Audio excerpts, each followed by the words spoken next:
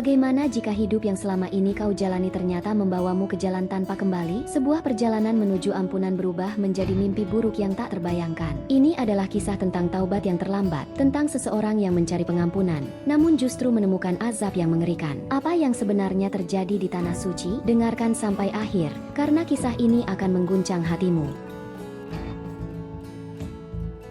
Di sebuah desa kecil di Wonogiri, Jawa Tengah, lahirlah seorang anak laki-laki bernama Doni. Sejak kecil, hidupnya penuh dengan keterbatasan. Rumahnya hanya berdinding anyaman bambu, berlantaikan tanah, dan setiap malam mereka harus tidur dalam kegelapan karena tidak mampu membayar listrik. Ayahnya seorang buruh tani yang bekerja di sawah orang lain, menahan panas dan hujan, tanpa ada jaminan kesejahteraan. Setiap kali pulang, tubuhnya penuh lumpur dan wajahnya lelah, namun tetap berusaha tersenyum untuk keluarganya. Sementara itu, ibunya, seorang perempuan tangguh, berjualan makanan keliling. Setiap pagi, ia berjalan kaki berkilometer dengan bakul berisi dagangan di atas kepala, mengetuk pintu demi pintu, berharap ada yang membeli dagangannya agar bisa membawa pulang sekadar beras untuk dimasak. Doni tumbuh dengan segala keterbatasan ini, terbiasa dengan rasa lapar dan pakaian yang sudah lusuh. Ia sering melihat ibunya menangis di sudut dapur, menggenggam kepingan uang receh yang bahkan tidak cukup untuk membeli lauk. Namun, di balik kekurangan itu, ibunya selalu mengajarkan tentang kejujuran dan kerja keras. "Nak, kita miskin, tapi kita masih punya harga diri," kata ibunya suatu malam sambil mengelus kepalanya. Kata-kata itu terpatri di hatinya, meski ia belum memahami sepenuhnya. Sejak kecil, Doni sudah merasa berbeda dari anak-anak laki-laki lainnya. Saat anak laki-laki lain berlarian di sawah, memanjat pohon, dan bermain lumpur, ia lebih senang duduk bersama anak perempuan, bermain boneka dari jerami atau menyisir rambut mereka. Ia sering mencuri-curi waktu untuk mengenakan pakaian ibunya, berdiri lama di depan cermin, meniru cara ibunya berbicara dan tersenyum. Namun, kesenangan itu selalu berujung petaka. Begitu ayahnya memergokinya, amarah langsung meledak. "Kamu ini laki-laki, apa kamu tidak malu?" bentak ayahnya sambil melemparnya keluar rumah. Pukulan dan cacian menjadi makanan sehari-hari. Ia dijadikan bahan ejekan di desa. Anak-anak lain mengolok-oloknya, memanggilnya dengan sebutan yang menyakitkan. Bahkan, ibunya yang selalu lembut pun tak mampu membelanya. Ia hanya bisa menangis dan meminta Doni berhenti bersikap aneh demi kebaikannya sendiri. Hari-harinya dihabiskan dalam ketakutan dan kebingungan. Ia ingin diterima, ingin dipahami, tetapi lingkungannya menutup pintu rapat-rapat. Ketika teman-temannya mulai sibuk dengan permainan khas anak laki-laki, Doni semakin merasa terasing. Ia tidak memiliki tempat di antara mereka, juga tidak berani menunjukkan siapa dirinya sebenarnya. Seringkali, ia menangis sendirian di sudut rumah, bertanya kepada Tuhan mengapa ia dilahirkan seperti ini. Ketika beranjak remaja, tekanan semakin berat. Ia dipaksa bekerja di sawah oleh ayahnya, dipaksa belajar cara menjadi laki-laki sejati. "Jangan sampai kau mempermalukan keluarga," bentak ayahnya setiap kali ia melakukan sesuatu yang dianggap lembut atau tidak sesuai dengan ekspektasi seorang laki-laki. Tapi semakin dipaksa, semakin ia merasa asing dengan dirinya sendiri. Sekolahnya terhenti di bangku SMP, bukan karena ia tidak ingin belajar, tetapi karena keluarganya tidak mampu membayar biaya sekolah. Setiap kali ia melihat teman-teman sebayanya pergi ke sekolah dengan seragam rapi, ia hanya bisa menatap dari kejauhan dengan hati pilu. Setiap pagi, ibunya mengusap kepalanya dengan lembut dan berkata, "Maafkan ibu, nah, kalau ibu punya uang, ibu pasti akan sekolahkan kamu setinggi mungkin." Dengan penuh kesadaran, Doni akhirnya ikut membantu ibunya berjualan di pasar. Setiap pagi sebelum fajar, ia bangun lebih awal untuk membantu menyiapkan dagangan. Dengan langkah ragu, ia berjalan ke pasar membawa bakul yang lebih besar dari tubuhnya, menjajakan sayur dan lauk pauk dengan suara pelan. Wajahnya selalu menunduk, takut bertemu orang-orang yang mengenalnya dan mendengar ejekan mereka. "Anak laki-laki kok kerja di pasar?" atau "Kenapa kamu tidak membantu ayahmu di sawah saja?" adalah kalimat-kalimat yang sering ia dengar. Di saat teman-temannya sibuk dengan pelajaran dan cita-cita, Doni sibuk berjuang untuk sekadar bertahan hidup. Setiap malam, ia menangis di sudut kamarnya, memikirkan hidup yang terasa begitu tidak adil baginya. Ia ingin melawan, ingin mempertanyakan mengapa hidupnya penuh penderitaan, tetapi ia hanya bisa menahan perih di dada. Hingga suatu hari, setelah mendengar ibunya berbicara pelan kepada tetangga tentang betapa sulitnya memenuhi kebutuhan sehari-hari, Doni merasa semakin tidak tahan. Ia melihat ibunya menahan tangis di sudut dapur, menggenggam kepingan uang receh yang bahkan tidak cukup untuk membeli lauk. Ia merasa seperti beban bagi keluarganya. Rasa bersalah yang menghantuinya semakin besar. Pada akhirnya, kebingungan itu bercampur dengan kepedihan yang terus-menerus ia rasakan. Ia mulai berpikir, jika tetap tinggal di desa, ia tidak akan bisa bertahan. Ia tidak hanya harus menghadapi hinaan,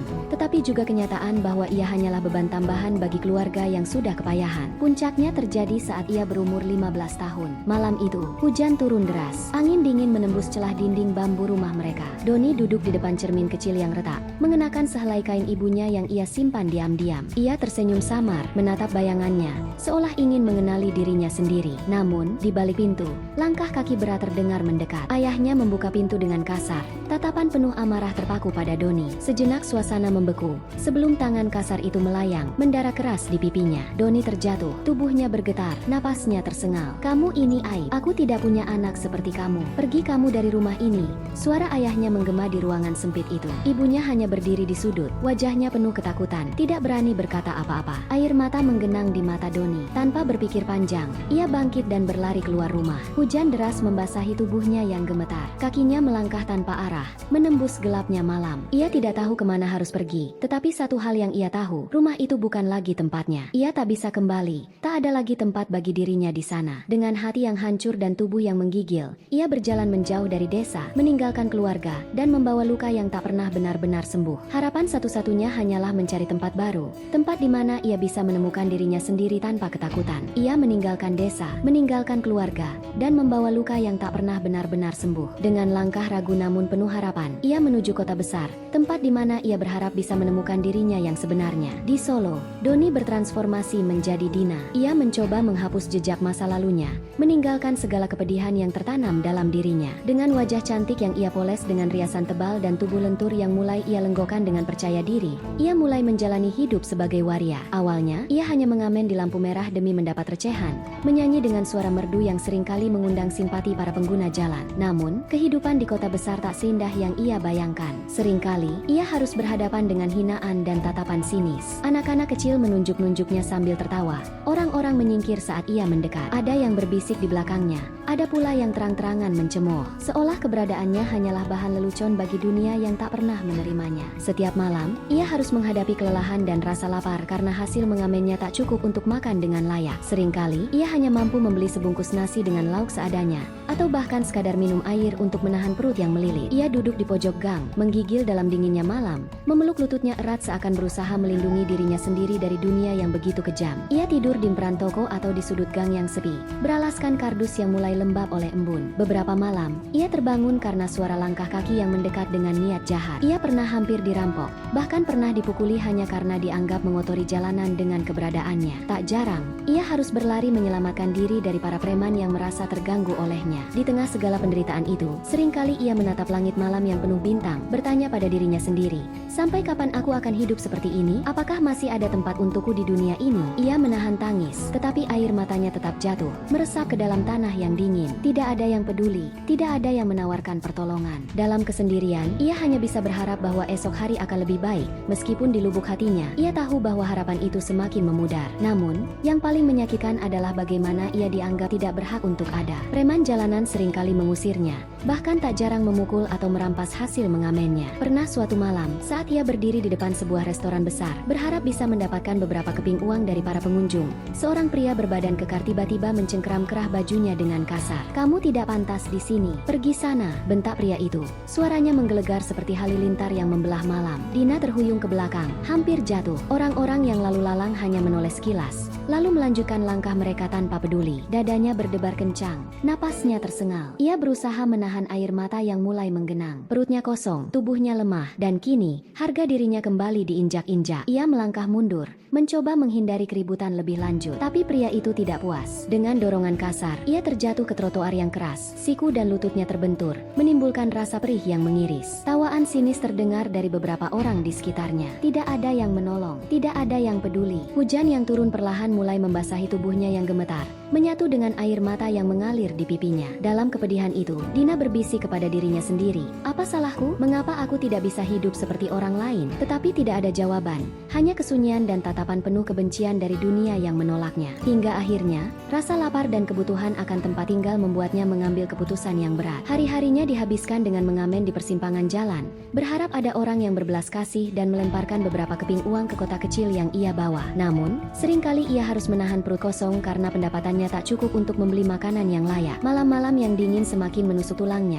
Tidur beralaskan kardus di perantoko membuat tubuhnya lemah. Ia semakin putus asa. Suatu malam, saat ia tengah duduk di trotoar dengan kepala tertunduk dan perut melilit, seorang waria senior menghampirinya. Orang itu melihat wajahnya yang pucat dan tubuhnya yang semakin kurus. "Kamu nggak bisa terus begini, Dek. Hidup di jalanan itu kejam," kata orang itu dengan nada prihatin. Dina hanya menatap kosong, merasa tak ada pilihan lain selain terus bertahan di keadaan yang semakin menyiksanya. Waria senior itu kemudian menawarinya pekerjaan di sebuah klub remang-remang. "Ini cara paling cepat untuk bertahan hidup. Kamu bisa punya tempat tinggal, makanan, dan uang yang cukup," lanjutnya. Malam itu, Dina duduk termenung lama di sudut gang. Ia tahu apa yang dimaksud oleh orang itu. Ia tahu apa konsekuensi dari keputusan ini. Namun, ia juga tahu bahwa bertahan hidup di jalanan hanya akan membawanya pada penderitaan yang lebih besar. Dengan hati yang berat, ia akhirnya menerima tawaran itu, melangkahkan kakinya ke dalam dunia yang sama sekali asing baginya. Malam pertama di klub menjadi pengalaman yang tak akan pernah ia lupakan. Cahaya temara membalut ruangan, dentuman musik keras menggema di setiap sudut, dan tatapan laki-laki yang penuh nafsu mengarah kepadanya. Melihatnya bukan sebagai manusia, tetapi sebagai hiburan semata. Tangannya gemetar saat ia melangkah ke atas panggung, mengenakan pakaian yang tidak mencerminkan dirinya, dipaksa menari, tersenyum, dan tertawa seolah menikmati semuanya. Namun, jauh di dalam hatinya, ia merasa hancur. Ketika pertunjukan berakhir, ia berjalan dengan kaki lemas menuju ruang ganti, tempat di mana ia akhirnya bisa menarik napas dalam-dalam. Tangannya meremas kain bajunya yang penuh keringat, mencoba menenangkan jantungnya yang berdegup kencang. Salah satu teman seprofesinya menepuk bahunya, tersenyum penuh pengertian. "Kamu akan terbiasa, Dina. Semua orang di sini akhirnya akan terbiasa." Namun, kata-kata itu justru membuat hatinya semakin sesak. Ia bertanya-tanya, apakah benar ia akan terbiasa dengan dunia yang mengikis jiwanya sedikit demi sedikit? Saat kembali ke kamar sewaannya yang sempit dan gelap, ia menutup pintu, menekan punggungnya ke dinding, lalu jatuh terduduk. Air matanya mengalir deras. Hatinya terasa kosong, terisi hanya oleh kesedihan yang semakin dalam. Dalam kegelapan malam, ia berbisik pada dirinya sendiri, apakah ini hidup yang aku inginkan? Tapi tidak ada jawaban, hanya suara isak tangis yang menggema di dalam ruangan. Hari demi hari, ia menjalani kehidupannya di dunia malam. Uang mulai mengalir deras. Pakaian mewah dan kosmetik mahal menjadi bagian dari kesehariannya. Setiap malam ia berdandan dengan pakaian mencolok, berusaha menarik perhatian para tamu yang datang. Ia tersenyum, tertawa, menari, seolah menikmati kemewahan yang kini ada dalam genggamannya. Namun, jauh di dalam hatinya, ada lubang kosong yang semakin melebar. Di sela-sela dentuman musik dan cahaya gemerlap, ia seringkali melihat bayangannya di cermin, bertanya dalam hati, siapa aku sebenarnya? Apakah ini hidup yang aku inginkan? Namun, ia selalu mengubur perasaan itu dalam-dalam. Ia dikelilingi oleh teman-teman yang senasib. Mereka tertawa bersama dalam gemerlap malam, mencoba melupakan kepahitan hidup mereka. Mereka saling menguatkan satu sama lain, berpura-pura bahagia di balik panggung. Tetapi, saat malam berlalu dan tirai gemerlap mulai meredup, kenyataan kembali menyergap. Setiap malam, setelah semua lampu padam dan gemerlap dunia malam sirna, ia menangis dalam kesunyian. Di dalam kamar sempitnya, ia terduduk di lantai dengan wajah tertunduk. Air mata mengalir deras di pipinya. Hatinya terasa hampa, seperti ada sesuatu yang telah hilang dari dalam dirinya. Ia merasa hina, merasa telah jauh dari jalan yang benar. Ia memeluk dirinya sendiri, mencoba menenangkan kepedihan yang semakin menyesakkan dada. Seringkali ia memandangi langit-langit kamar, bertanya-tanya, apakah aku benar-benar bahagia? Apakah ini harga yang harus aku bayar untuk bertahan? Tapi tidak ada jawaban, hanya keheningan yang menemaninya. Namun, setiap pagi datang, ia kembali mengenakan topeng keceriaan, menutupi semua luka yang ada di dalam hatinya. Ia melangkah keluar, mengenakan pakaian terbaiknya, melukis senyum di wajahnya, dan kembali menjalani perannya di dunia yang terus menelannya sedikit demi sedikit. Meski di dalam dirinya, ia tahu bahwa suatu saat ia harus menghadapi kenyataan yang selama ini ia hindari. Uang mulai mengalir deras. Pakaian mewah, kosmetik mahal, dan kehidupan penuh gemerlap menjadi bagian dari kesehariannya. Setiap malam, ia berjalan melewati lampu-lampu klub yang redup, dihiasi tawa orang-orang yang menganggapnya sekadar hiburan. Namun, di balik senyum dan tawa yang ia tampilkan, ada kehampaan yang terus menggerogoti jiwanya. Setiap kali ia menatap bayangannya di cermin, ia melihat seseorang yang tidak lagi dikenalnya. Ia sering berdiri di depan jendela kamar sewanya, menatap jauh ke jalanan yang ramai. Mobil-mobil melintas, orang-orang berbicara dan tertawa, tetapi ia merasa terasing dari semua itu. Hatinya semakin kosong, seolah bagian dari dirinya telah menghilang tanpa jejak. Setiap malam, setelah semua lampu padam dan dunia kembali sunyi, ia menangis dalam kesepian, merasakan kehinaan yang tidak bisa ia hapuskan. Ia mulai menghindari cermin, takut melihat dirinya sendiri. Ia sering bertanya dalam hati, apakah ini harga yang harus aku bayar untuk bertahan? Namun, tidak ada jawaban. Setiap pagi, ia kembali mengenakan topeng keceriaan, melukis senyum yang tidak pernah benar-benar ia rasakan, menutupi luka yang semakin dalam di dalam hatinya. Suatu hari, kabar Kabar buruk datang dari kampung. Ibunya meninggal dunia. Berita itu sampai kepadanya lewat pesan singkat dari seorang saudara jauhnya. Seketika dunia seakan berhenti berputar. Tangannya gemetar, napasnya memburu, dadanya terasa sesak. Ia tak sempat pulang, tak sempat meminta maaf, tak sempat melihat wajah ibunya untuk terakhir kali. Seakan ada beban berat menghantam hatinya. Perasaan bersalah menyelimutinya tanpa ampun. Bayangan ibunya yang selalu tersenyum, yang memeluknya saat ia ketakutan, kini hanya tinggal kenangan yang menyayat hati. Ia duduk di sudut kamar, memeluk lututnya erat, mencoba meredam gemuruh di dadanya. Air mata jatuh tanpa henti, membasahi pipinya yang kini terasa dingin. Dalam kesendiriannya, ia teringat saat kecil, ketika ibunya dengan penuh kasih menyuapinya makanan meski dirinya sendiri kelaparan. Ia ingat betapa ibunya selalu berusaha tersenyum di hadapannya, meskipun ia tahu ada kesedihan yang tersembunyi di balik sorot matanya. Terbayang bagaimana ibunya selalu membelanya, bahkan saat sang ayah begitu marah terhadapnya, berdiri sebagai satu-satunya benteng yang melindunginya dari dunia yang tak pernah benar-benar menerima keberadaannya. Kini, ia tak bisa lagi melihat wajah itu, tak bisa lagi mendengar suara lembut yang selalu memberinya harapan. Bayangan ibunya yang tersenyum kini hanya ada dalam ingatan, dan semakin ia mengingatnya, semakin perih luka yang menggerogoti hatinya. Hanya ada penyesalan yang mengalir deras bersama air matanya. "Bu, maafkan aku," bisiknya lirih, nyaris tak terdengar di tengah keheningan malam. Ia meraih bantal yang ada di sampingnya, menekannya ke wajahnya untuk meredam suara tangis yang semakin keras. Bahunya terguncang hebat, seolah semua beban yang selama ini ia pendam runtuh dalam satu malam. Nafasnya tersengal, dadanya sesak, dan tubuhnya gemetar tak terkendali. Andai waktu bisa diputar kembali, ia ingin berada di sisi ibunya, ingin merawatnya, ingin mengatakan betapa ia mencintainya sebelum semuanya terlambat. Ia ingin memeluk ibunya erat-erat, meminta maaf atas segala yang telah ia lakukan, atas segala luka yang mungkin telah ia goreskan di hati perempuan yang paling mencintainya. Tapi waktu tidak akan pernah kembali. Kini, ia hanya bisa menangis dalam kesepian, terjebak dalam lubang gelap bernama penyesalan yang tidak akan pernah bisa ia hindari. Malam terasa semakin sunyi, suara hujan di luar semakin nyaring, seolah ikut menangisi kesedihannya. Di balik kelamnya langit, ia berharap ada keajaiban yang bisa membawanya kembali ke masa lalu. Walau ia tahu, harapan itu hanyalah angan kosong yang tak akan pernah menjadi kenyataan. Tangannya meraba ponsel yang kini mati. Tak lagi ada pesan yang bisa ia kirimkan untuk sekadar meminta ampun. Ia ingin berlari pulang, ingin melihat pusara ibunya, ingin sekadar menyentuh tanah tempat ibunya berbaring untuk terakhir kalinya. Namun, ia tahu, semuanya sudah terlambat. Dadanya terasa sesak, seperti ada batu besar yang menghimpitnya. Nafasnya pendek dan berat, matanya memerah akibat tangis yang tak kunjung reda. Ia ingin berteriak, ingin memohon agar waktu bisa diputar kembali, tapi suara itu tertahan di tenggorokannya. Kepedihan yang ia rasakan tak lagi bisa dilukiskan dengan kata-kata. Dengan hati yang hancur, ia menundukkan kepala, membiarkan tangisnya mengisi malam yang kelam. Rasa kehilangan yang tak terlukiskan menjalar ke seluruh tubuhnya, mencengkeram jiwanya dengan erat. Tidak ada yang bisa ia lakukan untuk menghapus semua penyesalan yang kini membanjiri dirinya. Tidak ada tempat untuk berlari, tidak ada tangan yang bisa menghapus air matanya. Ia merasa tak ada lagi tempat yang bisa menerima dirinya, tak ada lagi alasan untuk tetap bertahan dalam dunia yang terasa begitu kejam. Dalam sepi yang menyiksanya, hanya satu yang bisa ia lakukan, berdoa, meskipun ia sendiri ragu apakah masih ada harapan untuknya. Dalam penyesalan yang mendalam, ia teringat akan pesan ibunya, "Doni, jangan pernah lupa sama Allah. Kamu bisa lari kemana saja, tapi nanti kamu tetap akan kembali kepadanya." Kata-kata itu menggema di kepalanya, menusuk hatinya lebih dalam dari sebelumnya. Ia menutup matanya, membayangkan suara lembut ibunya yang selalu menenangkan, tatapan penuh kasih yang kini tak akan pernah bisa ia lihat lagi. Tangannya mengepal, mencengkeram dadanya yang terasa semakin berat. Ia ingat bagaimana ibunya selalu menyuruhnya untuk sholat, meski ia sering mengabaikannya. Ia ingat saat terakhir kali berbicara dengannya, dengan suara yang penuh harap agar anaknya tidak semakin jauh dari jalan yang benar. Namun, ia terlalu sibuk mengejar dunia, mencari tempat di mana ia merasa diterima, hingga ia kehilangan satu-satunya orang yang mencintainya tanpa syarat. "Bu, aku ingin pulang," isaknya dalam kepedihan yang tak tertahankan. Tetapi ia tahu, rumah itu sudah tak sama lagi. Ibunya telah pergi,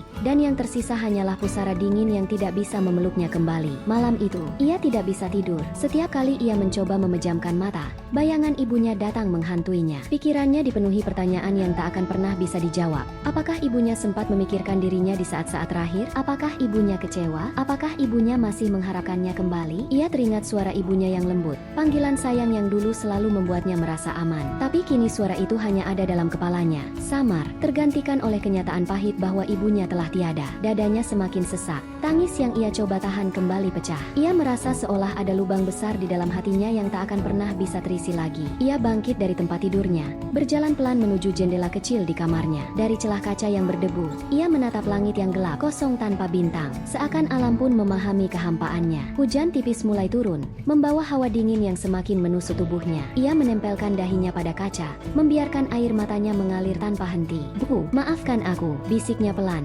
nyaris tak terdengar di antara suara hujan yang makin deras. Ia mengingat hari-hari di mana ia memilih pergi, meninggalkan satu-satunya orang yang mencintainya tanpa syarat. Seandainya ia bisa kembali, ia akan melakukan apa saja untuk bisa melihat senyum ibunya sekali lagi, untuk mendengar suara lembut yang selama ini ia abaikan. Namun, waktu tak bisa diputar kembali, dan penyesalan ini, ia tahu, akan terus menghantuinya seumur hidupnya. Dalam kesakitan yang begitu dalam, untuk pertama kalinya setelah sekian lama, ia bersujud. Tubuhnya bergetar hebat, pundaknya terguncang, dan air mata mengalir deras membasahi sajadah lusuh yang entah kapan terakhir kali ia gunakan. Napasnya tersengal, suaranya tercekat di tenggorokan, seakan ada beban bertahun-tahun yang akhirnya pecah dalam satu isakan panjang. "Ya Allah, maafkan aku yang telah jauh," bisiknya lirih, nyaris tak terdengar, tetapi di dalam hatinya, ia berteriak. Ia merasa begitu kecil, begitu hina di hadapan Tuhan yang selama ini ia abaikan. Semua dosa yang telah ia lakukan berkelebat di benaknya seperti luka lama yang dibuka kembali. Tangisnya pecah semakin keras. Ia mencengkeram dadanya yang terasa begitu sesak,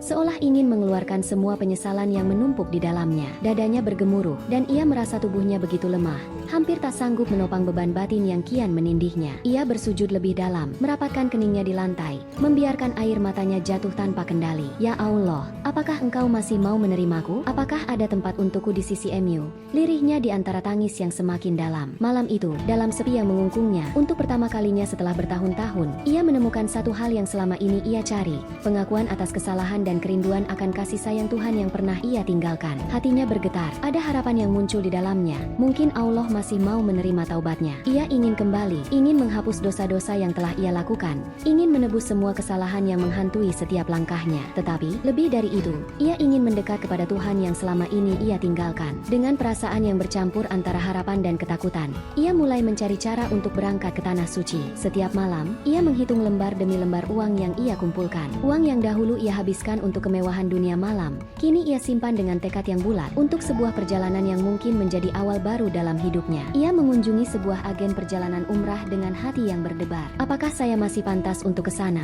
pikirnya berulang kali. Dengan langkah ragu, ia mengisi formulir pendaftaran, menyembunyikan identitas masa lalunya. Tak ada yang boleh tahu siapa dirinya, tak ada yang boleh meragukan niatnya untuk bertobat. Beberapa minggu kemudian, tiket perjalanan umrah akhirnya ada di tangannya. Ia memandang tiket itu lama, jemarinya bergetar, air mata menetes perlahan. Ia menarik napas panjang, mencoba menenangkan gejolak di dalam hatinya. Ini adalah perjalanan yang akan mengubah segalanya, perjalanan menuju harapan terakhirnya, perjalanan untuk menemukan ampunan yang ia rindukan. Dengan langkah ragu namun penuh harapan, ia bersiap meninggalkan dunia yang selama ini ia kenal. Ia berjanji pada dirinya sendiri, jika Tuhan masih memberinya kesempatan, ia akan memulai kembali hidupnya dengan cara yang lebih baik. Ia akan berusaha menemukan jalannya menuju cahaya yang selama ini tertutup oleh gelapnya masa lalunya. Dengan langkah ragu namun penuh harapan, ia berangkat menuju Tanah Suci, membawa segala penyesalan, membawa segala kesedihan, tetapi juga membawa sebuah harapan. Harapan untuk diterima, untuk diampuni, dan untuk kembali kepadanya. Setibanya di Mekah, tubuhnya terasa panas. Begitu turun dari pesawat, ia merasa ada sesuatu yang berbeda di udara,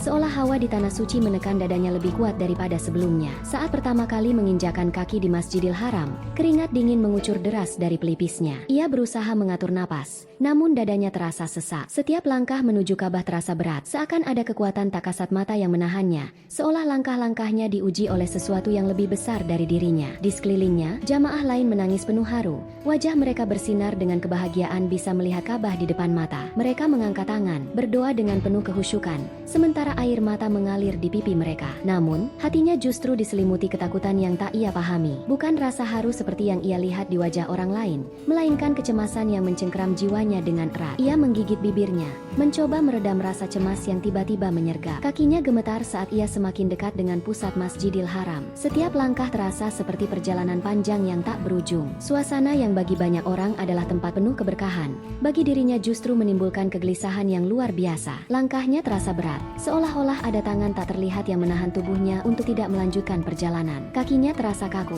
seperti tertanam di lantai marmer yang dingin. Setiap kali ia mencoba melangkah, napasnya tersengal, jantungnya berdegup kencang. Ia berhenti beberapa kali, berusaha menarik napas panjang, mencoba mencari ketenangan. Namun, semakin ia berusaha menenangkan diri, semakin dadanya terasa sesak. Di sekelilingnya, orang-orang tampak begitu khusyuk. Air mata mereka jatuh penuh haru saat melihat Ka'bah. Doa-doa meluncur dari bibir mereka dengan mudah, penuh keikhlasan. Namun, bagi dirinya, kata-kata seakan menguap begitu saja. Ia ingin berdoa, ingin menyerukan pertobatannya, tetapi bibirnya terasa kaku, seolah terkunci oleh sesuatu yang tak terlihat. Jantungnya berdegup kencang, keringat dingin membasahi pelipisnya. Di setiap langkah, suara batinnya berteriak, bertanya-tanya mengapa ia merasakan ketakutan yang begitu hebat. Apakah ini hanya rasa bersalah yang menghantuinya? Apakah Tuhan menolak kedatangannya? Ia ingin percaya bahwa ia masih memiliki harapan, tetapi tubuhnya tak lagi bisa diajak berkompromi. Ketika akhirnya ia sampai di depan Ka'bah, tubuhnya mulai melemah, kakinya lunglai, lututnya bergetar hebat. Udara yang begitu suci di sekelilingnya justru terasa mencekik, membuat dadanya semakin sesak. Ia ingin sujud, ingin berdoa seperti yang lain,